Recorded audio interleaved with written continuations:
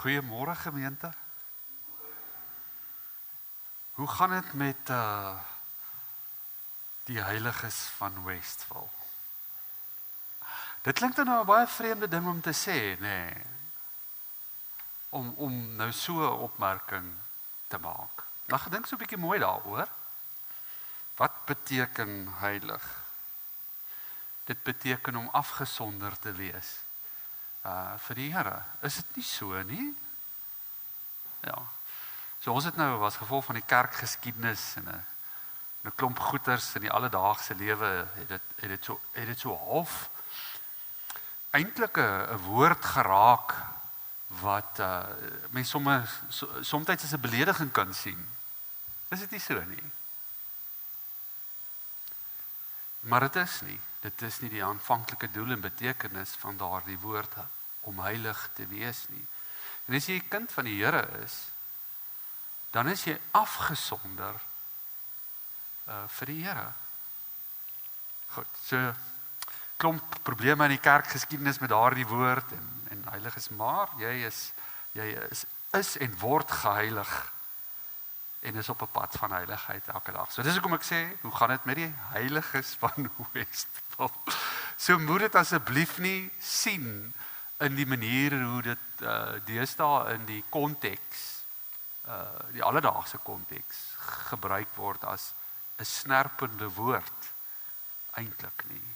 Dit is glad nie so bedoel nie. Ek het gedink ek moet dit vir jou sê sodat jy vanoggend so 'n bietjie kan dink oor jou eie identiteit. Van wie jy is. Want wow. En dan dink dat jy afgesonder is vir God. Ten spyte van 'n klomp goeters wat in alle waarskynlikheid nie reg is nie. Kyk, niemand van ons is mos nou sonder sonde nie. Is dit nie so nie? As nou preek ek nog nie eens begin nie. Nou maar goed. Niemand van ons is mos nou sonder sonde nie. Paulus sê mos, as een sê hy het nie gesondig nie, dan lieg hy. Dit so sê hy in Romeine. So ons is bewus daarvan, maar ten spyte daarvan is ons nie geheiligheid in onsself nie, ons is geheiligheid Jesus Christus en die Heilige Gees. Goed, goeiemôre, dit is eintlik wat ek wou gesê het. Ja, ek hoop dit gaan goed met julle en dat jy redelike geluk beleef.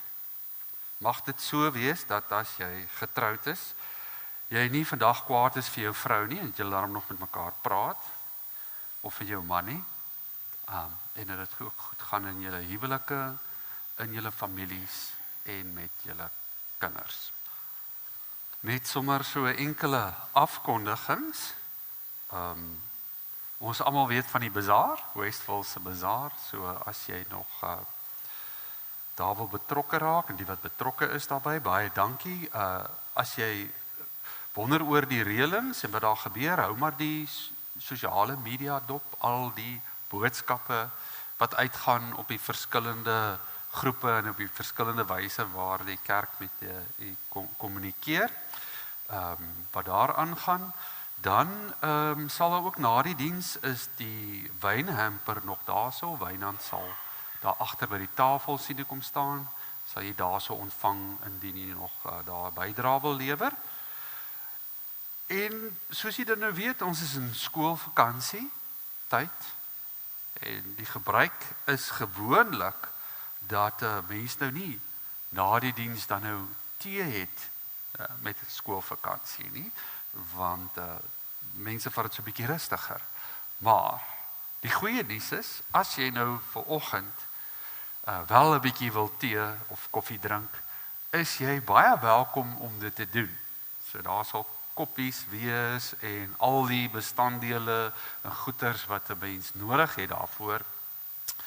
Op een voorwaarde, dis 'n self-service. Wat beteken, jy moet jou eie tee maak, jou eie koffie maak, en as jy klaar jou koppie gebruik het, moet jy dit was en afdroog en neersit. So.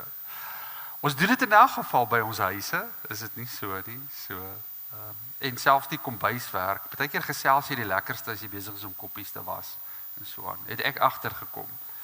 Nie dat ek dit noodwendig doen nie, maar ek sit gewoonlik en kyk vir die wat dit doen, en dan gesels ek met hulle. So jy is welkom, kry gerus 'n tee na die tyd. Kom ons raak 'n oomblik stil, ons stem onsself in, ons kry onsself gereed, ons harte gereed, ons verstand gereed, om die Here op 'n besondere manier te ontmoet in 'n erediens. Ek gee vir u kans vir 'n persoonlike refleksie in stilte, en dan open ek vir ons met 'n wotum uit Psalm 1. Kom ons raak stil.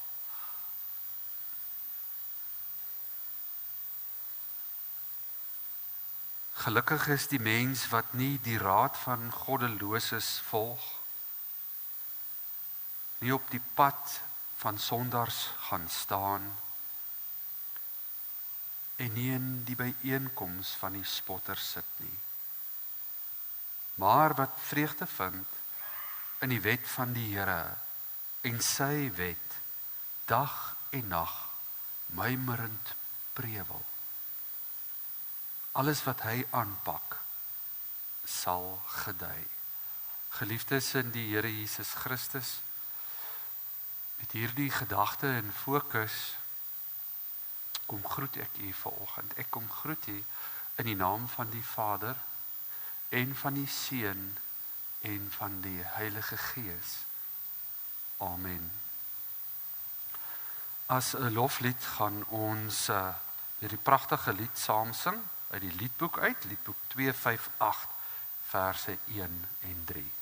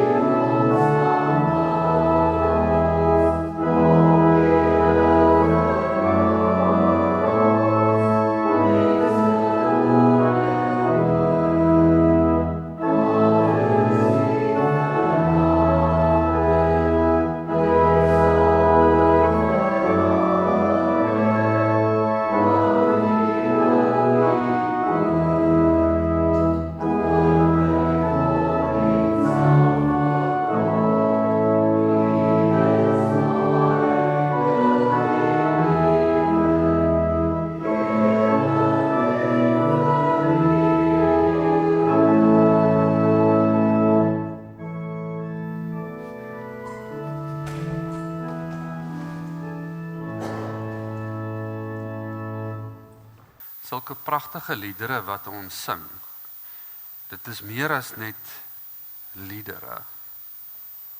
Dit is woord wat ons sing, toe ek nou luister na die woorde van hierdie lied wat ons nou pas gesing het. Dis skrifberuimings en dit kom direk uit die woord uit. Baie keer vind ek dat baie van ons hedendaagse liedere kom vanuit 'n ander bron uit. Nee. Goed. Pragtige lied. Ek gaan vanoggend vir ons prediking uit Johannes lees. Johannes 15, daardie eerste 8 verse. Nou ek weet sommer dat almal vandag wat hierso sit, hierdie gedeelte seker uit hulle kop uit kan opsê. En in alle waarskynlikheid weet waaroor dit gaan. Tog het ons nodig om elke keer oor en oor, as ons die woord lees, vir die Here te vra om ons te help. Om ons te help dat hierdie eeue oue woord en verhaal wat ons so goed ken, vir ons nie sal wees vanoggend en vir ons betekenis sal hê. Dit kan net gebeur as hy ons lei deur die Heilige Gees. Ek kan hier voorstaan en 'n klomp goed sê wat u in alle waarskynlikheid weet en dalk selfs beter weet as ek, maar dit is nie die bedoeling van vanoggend nie. Die bedoeling van vanoggend is dat elkeen van ons onder die geklank van die woord sal toelaat dat ons luister na die Heilige Gees wanneer daar oor hierdie teks gepraat en gepreek word en wanneer ons dit lees. En om dit te kan doen, moet ons in gebed vir hom vra om ons daarmee te help. Want ons kan dit nie uit ons eie krag uit doen nie. Daarom, kom ons bid, vra hom om ons te help, voordat ons dit lees en voordat ons na die prediking van 'n mens moet luister. Ons hemelse Vader, Here, ons dankie vir vanoggend. Vir die lewe, vir die voorreg om hier te kan wees. Daar's baie dinge wat ons kan kwel, baie dinge wat ons bekommer, 'n klomp ongemak wat ons soms in ons eie lywe voel. Ten spyte daarvan, kan ons nie anderste om u goedheid en u guns te sien en te ervaar, bo dit alles nie. Daarom wil ons u vanoggend eers kom loof en prys. Ons wil u kom loof en prys en ons wil u kom dank vir u goedheid en guns. U is so goed vir ons. Here, as ons so saam is as 'n geloofsgemeenskap, as 'n handjievol mense wat gebind is deur u bloed, deur u liggaam, deur u liefde, deur u wat ons u kinders noem, dan is ons gebed vanoggend dat u ons moet help. Wanneer ons uit die skrif uit lees en wanneer ons na die prediking luister, help ons om nie na die woorde van 'n mens vas te luister nie, maar na die influistering van die Heilige Gees. Dankie daarvoor en dankie dat u ons help. Amen. Kom ek lees vir ons daardie bekende gedeelte. Druiwestok en lote.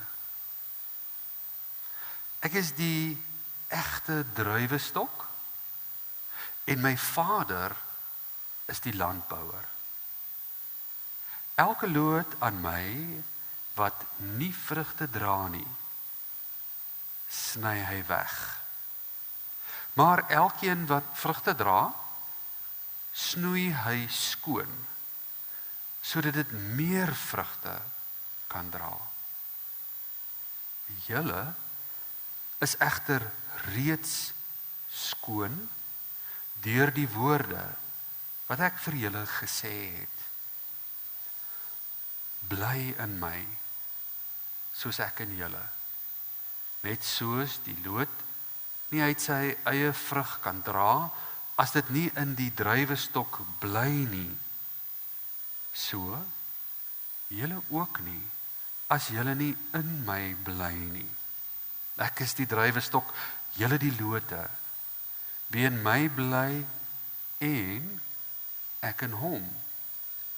Hy dra baie vrugte, want sonder my kan julle niks doen nie. As iemand nie in my bly nie, word hy soos 'n loot buite uitgegooi en verdroog. Hulle maak dit bymekaar en gooi dit in die vuur en dit verbrand. As julle in my bly en my woorde in julle bly, vra dan wat julle wil en dit sal met julle gebeur.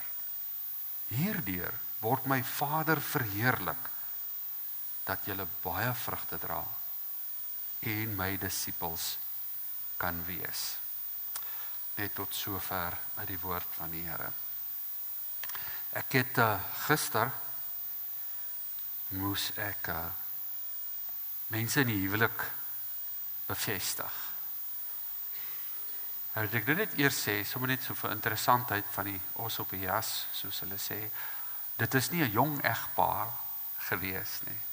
Weet, ek dink hulle was hier in hulle 70's. Dit ek myself, jy het nou nog op daai ouderdom nog wil trou. En ja, hulle het baie verlief gelyk nog op mekaar. So. In elk geval, tydens die huwelik gee hulle nou vir my hierdie ruikertjie om aan te steek. Dit is 'n roos. En ek het hom nou gisteraand aangesit. En toe ek hom nog aangesit het, het hierdie roos baie mooi en vol gelyk. Nou, u sal dit nou miskien nie daarvan ver af kan sien nie. So ek het hom nou net gisteraand daar langs my bed neergesit op my bedkassie, en toe ek nou vanoggend opstaan, toe kan ek nou sien, weet jy, as jy nou naby kyk, hy lyk nog goed, weet hy het nog 'n reuk ook aan hom, 'n pragtige reuk. Maar ek kan nou al klaar sien dat die blare hier aan die agterkant is so flouerig. En selfs hierdie mooi roos hier op die rande, het die kleur nou al begin gaan, en hy's bietjie papperig en wel, nie so mooi soos wat hy gister was nie. En ons weet mos nou en alle waarskynlik 'n week van nou af, dalk minder, dan is hy verdroog. En is daar nie veel van hom oor, behalwe dalk 'n mooi herinnering nie. Maar dit is presies die teks waarna ons kyk. Die beeld wat Jesus gebruik as hy praat van die wingerdstok en die lote. Hierdie gedeelte wat ons gelees het, vorm deel van 'n groter eenheid, die sogenaamde afskeidsgesprek wat Jesus met sy disippels gehad het. Dit is nou nadat hy hulle voete gewas het, daardie laaste aand. En Judas Iskariot is klaar uit die vertrek uit, dan vorm hierdie groter eenheid Jesus se afskeidsgesprek met sy disippels.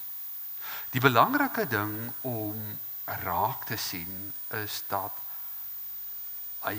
as hy praat, dan praat hy met sy disippels, met sy volgelinge. Hoekom is dit belangrik om dit te weet? Want as ons dit vanoggend lees, dan praat hy met ons. Hy praat nie met die wêreld daar buite wat hom nie ken nie. Dit is nie 'n evangelisasie boodskap om mense wat verlore is en buite die geloofsgemeenskap staan en nog nie Jesus Christus aangeneem het as hulle saligmaker en verlosser en daardie wonderlike voorreg gehad het om 'n lewende verhouding en 'n lewende ontmoeting met 'n lewende God te hê nie.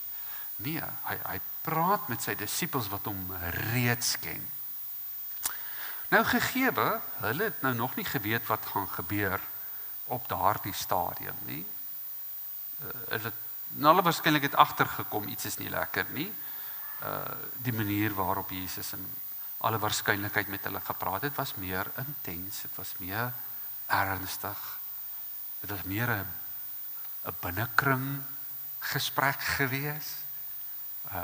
Kon ons sê, hoe sê ons vandag 'n team talk gewees met hulle waar hy sê, kom disippels, kom, laat ek met julle gesels. Ek wil met julle gesels oor iets.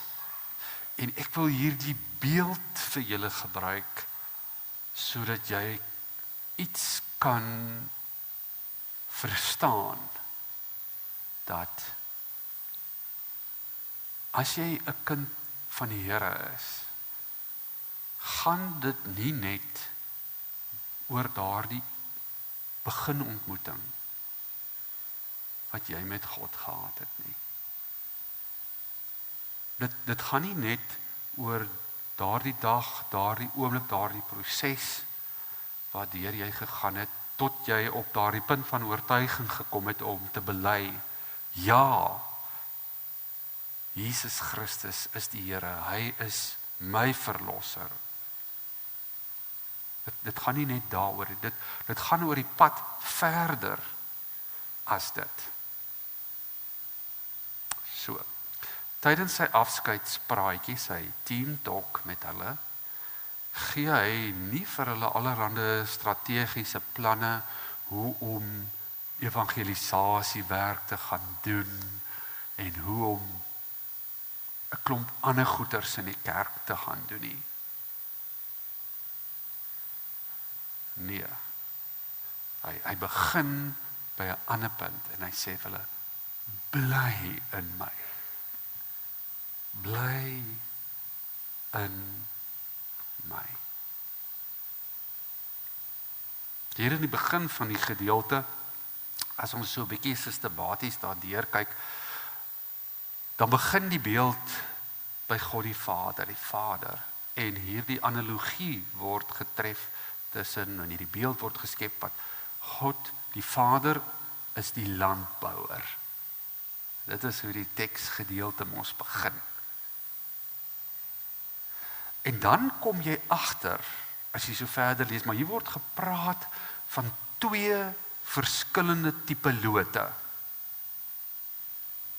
Hier is lote wat vrugte dra, en daar is lote wat nie vrugte dra nie. Nou op daardie stadium is die lote wat vrugte dra en die lote wat nie vrugte dra nie, albei nog aan die wingerdstok vas. Albei is aan die wingerdstok vas. Die met vrug, sowel as die wat nie vrug dra nie.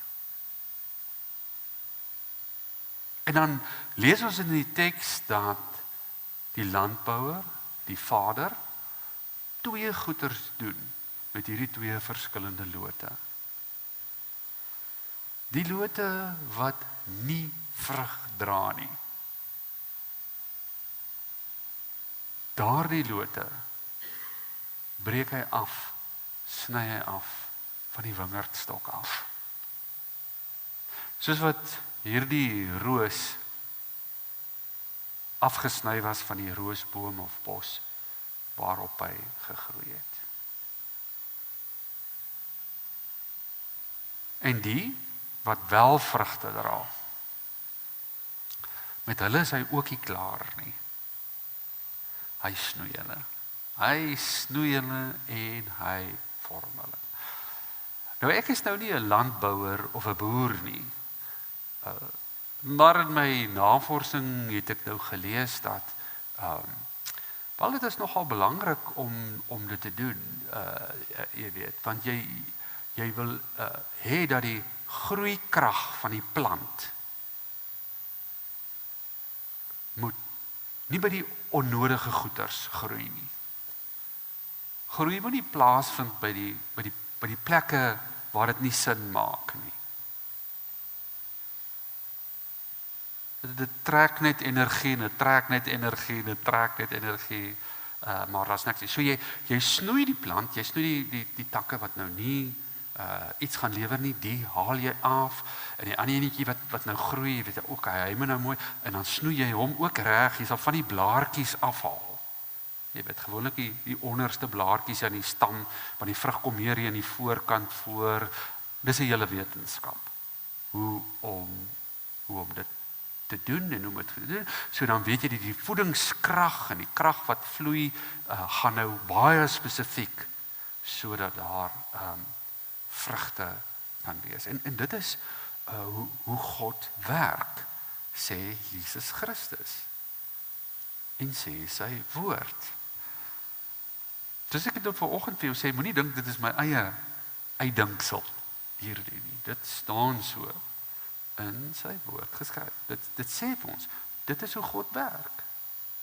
Dit is wat hy doen. En dit is hoe ons moet verwag as gelowiges, dat God werk. God die Vader, die landbouer,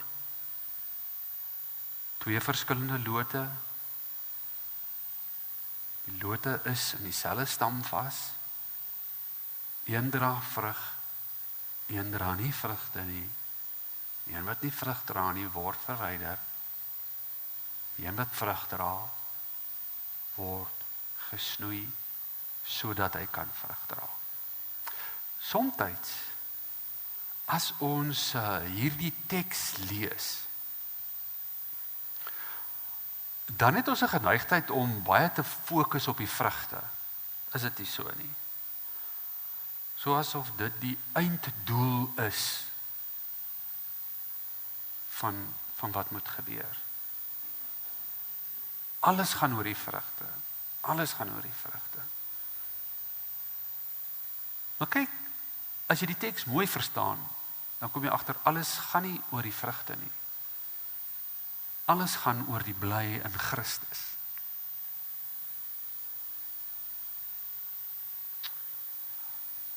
Ons kry dit verkeerd, want vrugte is die uiterlike vorm van 'n innerlike proses. Iets wat binne jou gebeur. Die vrugte is outomaties. Dit sal daar wees. Maar as gelowiges fokus ons op die vrugte.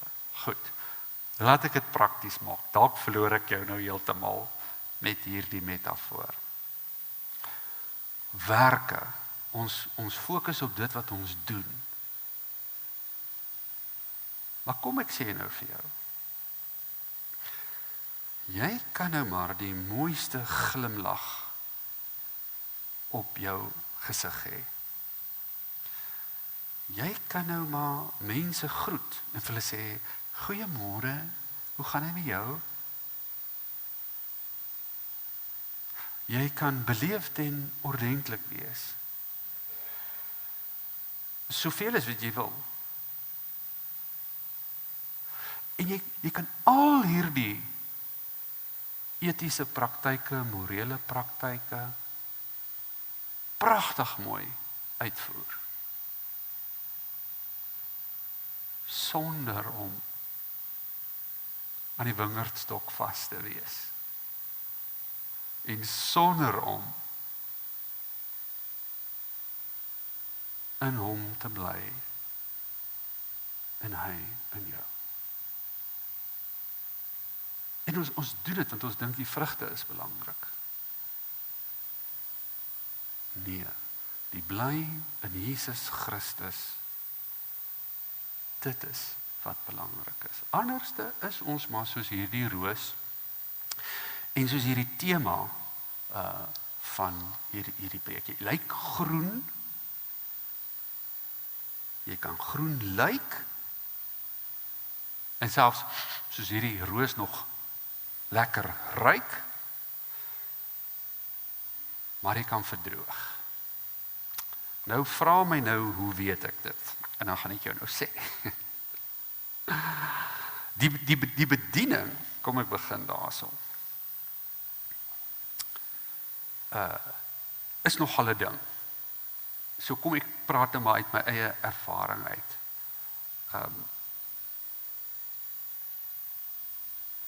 Kom tot bekering, die Here roep jou. Dit is te wonderlik. Gaan studeer, doen al die harde werk, en so. En dan gebeur dit. die lewe, alles trek jou in 'n rigting in. Dit is die een ding na die ander ding.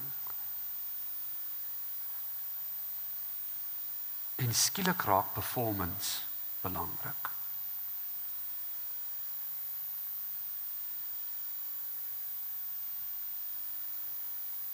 En nie jou verbintenis met die stam nie.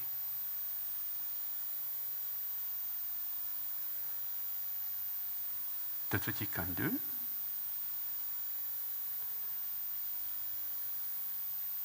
oralste waar jy moet uitkom, die gehalte daarvan, alles.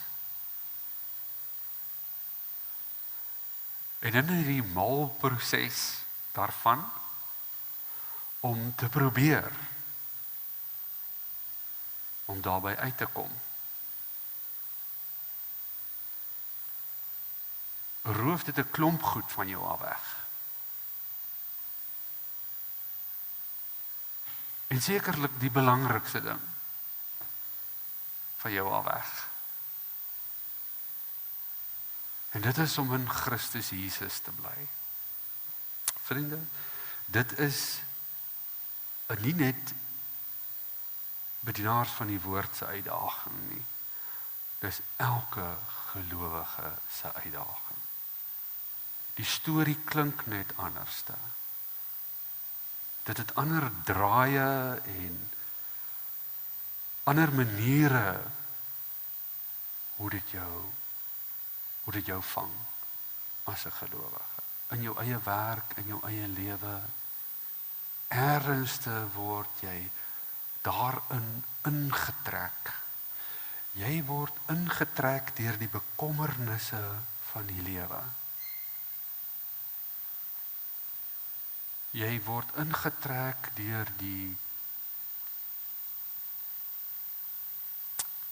produksie wat jy moet lewer. Ek hak vas want ek wil die woord performance gebruik en dink ek nee wel, dit is nou heeltemal te Engels. Maar daardie ding van jy moet die heeltyd daar wees. En jy moet die heeltyd aan die voorpunt daarvan wees. Dis verskriklik dreinerend. Jy is nie 'n masjien nie. Jy is 'n mens. Jy kan nie soos 'n masjien funksioneer nie. En in die wêreld en die lewe kan dit van jou verwag. En dit van jou maak. Erger genoeg, jy kan dit van jouself verwag. En jy kan jouself so maak. Jy kan jou masjien maak. Wat net gaan. My kinders moet versorg word. Hier is 'n probleem wat opgelos moet word. O, ek moet dit doen. Ja, daardie ding, as ek dit nou nie daar keer nie, dan gaan dit deur die krake val. En so hardloop ons rond. Val moeg die aand op ons bed neer. Raak in die slaap, skrik wakker die oggend. 'n Klomp goed, interessant genoeg. Is goed wat die wêreld op ons afdruk. Goed wat ons moet doen. Ons kan dit ook nie ontvlug nie, is dit nou nie so nie. Ons moet nie ergens op 'n eiland gaan sit nie. Dit maak net nie sin nie. En so aan. Maar 'n klomp ander goed is eintlik goed wat ons self laai op onsself. Balans is altyd die belangrike ding. Die probleem is dit.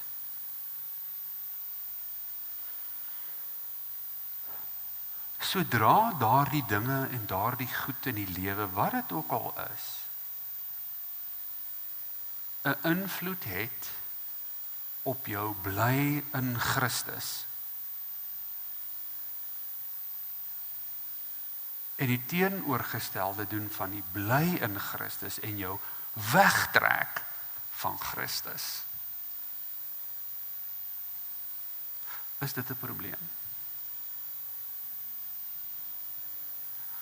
Dit is nie 'n ligtelike probleem nie. Jy mag miskien vir jouself dink, ag, is alright. Ek gaan alright wees. Ek gaan dit win. En dit is nie. Want ernstig gaan die blare begin slap hang. En so. En jy mag dalk vir jou sê, dit gaan regkom. Maar voor jy jouself vind, is jy droog. En vriende, dit is baie, baie moeilik as jy verdroogd is om weer ingeplant te raak. Gelukkig is dit wel moontlik. Dit is wel moontlik. Die belangrikste deel, nie die vrugte nie, die belangrikste deel in hierdie hele teks, as jy dit mooi gaan lees, gaan jy sien, Jesus sê die volgende, hy sê in hierdie gedeelte, julle kan niks doen sonder my nie. Hy sê nie, jy kan so ietsiekie reg kry sonder my nie. Hy sê ook nie, jy sal halfpad regkom sonder my nie. Hy sê, jy kan niks doen sonder my. Jy is doelloos. Jy is vrugteloos. Jy mag dalk dink, jy kry iets reg. Jy mag dalk dink, nee, maar ek dink ek doen nog alle ding. Maar dis 'n leuen, dis 'n illusie.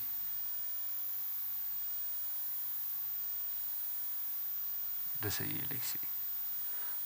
Dis 'n leuen wat die duiwel jou vertel. En hy vertel dit vir jou sodat jy nie agterkom. Maar ek is nie waar ek moet wees nie.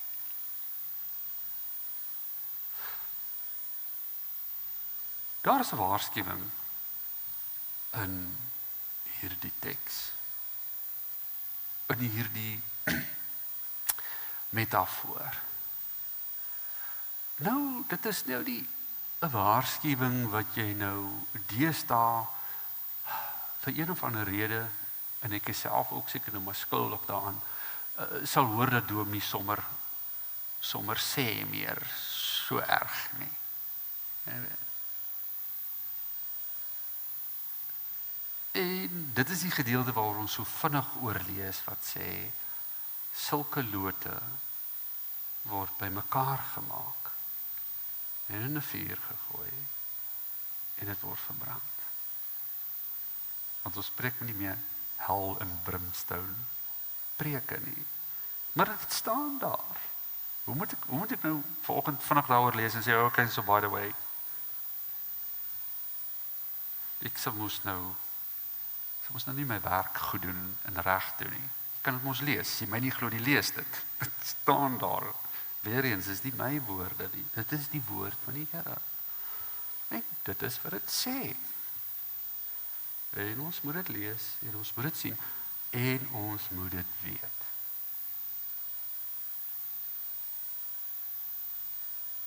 Dit beteken dat hierdie teamtalk wat Jesus met sy disippels gehad het, was 'n ernstige gesprek vir hom gewees. Dit is vir hom belangrik dat ons dit sal verstaan, dat ons dit sal begryp. Die mooi van hierdie teks is dat hierdie bly wederkerig is. As julle in my bly en ek in julle. Dit is nie 'n een rigting, dit is pragtig, dat God sê, dit is 'n samewerking ding. Jy bly in my, en weet jy wat? Ek bly in jou. Ek bly in jou. En vandag, na die uitstorting van die Heilige Gees, weet ons, ek bly in jou in die vorm van die Heilige Gees, wat ek vir jou gegee het. En as jy 'n kind van die Here is, dan sê ek nou vandag vir jou, jy het die Heilige Gees binne in jou. Moenie dat enigiemand anders te jou oortuig met allerhande teologie, dat jy het nog nie die Heilige Gees, want jy kan nog nie dit doen, of jy kan nog nie dat doen nie. Of omdat jou lewe nou nog nie perfek is en volmaak is nie, en jy eintlik 'n klomp struggles het in jou lewe, en foute het, sorry, it's not for jy het die Heilige Gees in jou lewe. As jy bely, Jesus is die Christus, wat jy doen, sê Paulus in die Nuwe Testament. Niemand kan sê, maar dit staan in die evangelies, Jesus sê dit, niemand kan sê, Christus is die Here, behalwe deur die Heilige Gees, wat binne in jou is nie. Daarom, vir jy wat dit sê, jy dit ontvang. Dis nie altyd 'n emosie nie, dis nie altyd iets wat jy beleef nie, dis nie altyd iets wat jou voete onder jou uitslaan nie, inteendeel. Partykeer voel dit maar soos daai gesnoeiery van die goed in jou lewe wat geen waarde het nie, en waar die groei gekonsentreerd is in die verkeerde rigting, dat dit maar moet afgebreek word, en dat dit maar moet wegval. En dit is pynvol, en dit is nie lekker nie, en dit is seer, en dit is vir ons moeilik. Dit is nie vir ons maklik nie. Dit is maklik om dit te sê. Nee, los net hierdie ding, daai ding, dit is nie so maklik nie. Dit is seer, en dit is hard. En ons moet dit weet as gelowiges. Die Here wou gehad het, sy disippels moet dit ook weet. Dat die moeilikheid wat jou tref, is daarom jou geloof te suiwer. Staan so in Jakobus geskrywe. Jakobus wat moes nou daai verskriklike ding sê, wees bly as allerhande goed jou tref. Ek was sê, moet ek bly wees oor hierdie ding wat nou gebeur? Ek is glad nie bly daaroor nie. Ek wil eintlik net hê die Here moet dit wegvat. So dan sê hy, nee. Gaan dit nie wegvat nie. Jy moet maar daarmee worstel. Jy moet met hierdie ding, moet jy beklei. Jy moet met dit worstel. En selfs al wen dit jou, omdat jy nie sterk genoeg is daarvoor nie. Selfs al wen dit jou. Is daar een ding wat jy leer. En dit is hoe afhanklik ek van God is. En die oomblik as jy dit weet, is jou geloof suiwer. Nie omdat jou werke perfek is nie. Glad nie. Maar omdat jy weet, dat jy weet, ek kan niks doen. Niks doen. Sonder Jesus Christus nie. En ek beter in hom bly. Of ek is 'n roos wat nog mooi lyk vandag. En môre verlep is. Goeie nuus, soos wat ek genoem het, ons het die Heilige Gees.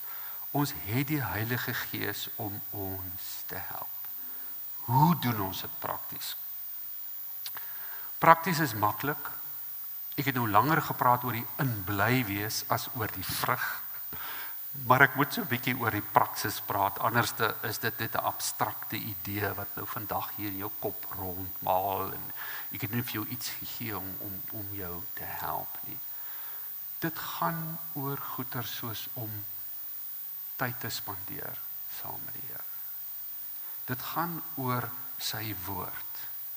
As julle in my bly, hoe bly die woord?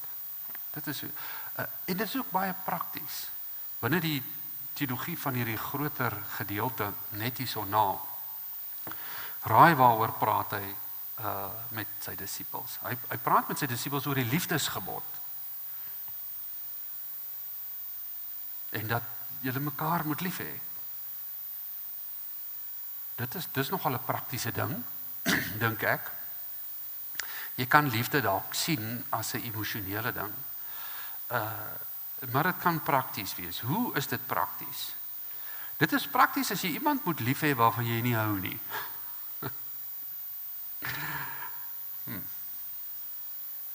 Kyk, jy het mos nou 2 keuses as jy nou nie van iemand hou nie.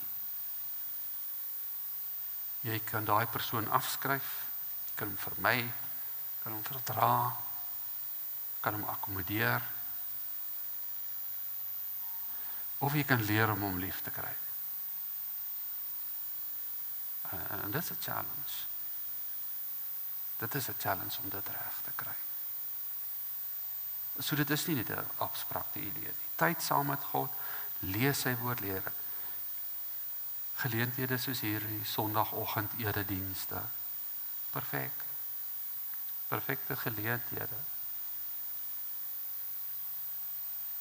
Maar dan moet dit nie net vir jou 'n skouspel wees nie. Jy moet regtig oop wees om die woord, die Gees te ontvang. Bybelstudie saam met ander, maar veral stilte tyd in alleentyd saam met God. Amen. Mag hierdie woord u vandag inspireer. Mag die Gees met u gepraat het en mag ook die naprediking van hierdie teks en dit wat ons met mekaar gedeel het vanoggend in jou bly, mag dit saad wees wat in goeie grond geval het. Mag dit opkom, mag dit groei en mag dit vrug dra. Kom ons bid saam. Ons hemelse Vader, Here, ons dank u vir u woord, vir u liefde. Here, dankie dat u nooit moet opgee met ons nie. Dankie dat u ernstig soms met ons praat. Nie omdat u kwaad is vir ons nie. Nie omdat u met ons wil beklei nie. Maar omdat u lief is vir ons. Soos 'n pa wat sien dat die pad waarop sy kind loop gaan uitloop op iets slegs. En dat sy kind toe gaan en vir hom of vir haar al die advies en die raad gee om dit nie te doen nie. En nie in daardie rigting te gaan nie. Here, maar kinders is maar kinders. Hulle luister soms en hulle luister soms nie. En so is ons ook maar as u kinders. Daarom weet ons dat u met ons op die manier praat u met ons omdat u ons liefhet. Help ons deur die Heilige Gees, Here, om te herontdek hoe belangrik dit is om in u te bly. Help ons ook om te ontdek wat 'n vreugde dit is om in u te bly. Dat ons vir geen oomblik dink dit is 'n swaar ding nie. Ten spyte van somtyds die seer en die sleg daarvan om gesnoei te word. Is die vreugde en die geluk daarvan, en die vryheid daarvan, om 'n kind van die Here te mag wees. Ongelooflik. Ongelooflik goed, maar ongelooflik lekker.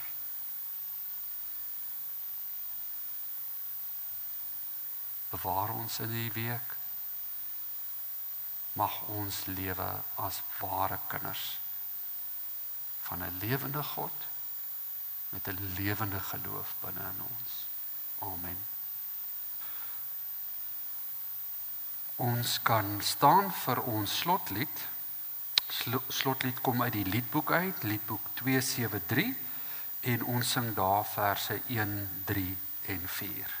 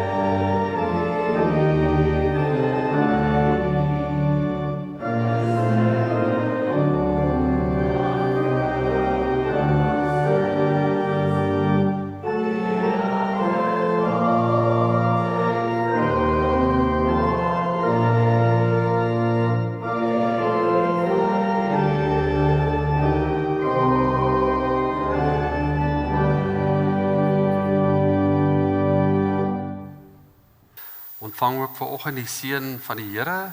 Ek lees die priesterlike seën soos in Numeri 6 uit die 2020 vertaling. Mag die Here jou seën en jou beskerm. Mag die Here sy aangesig oor jou laat skyn en jou genadig wees. Mag die Here sy aangesig na jou toe oplig en aan jou vrede gee. Ontvang hierdie wonderlike seën van die drie-enige God, Vader, Seun en Heilige Gees.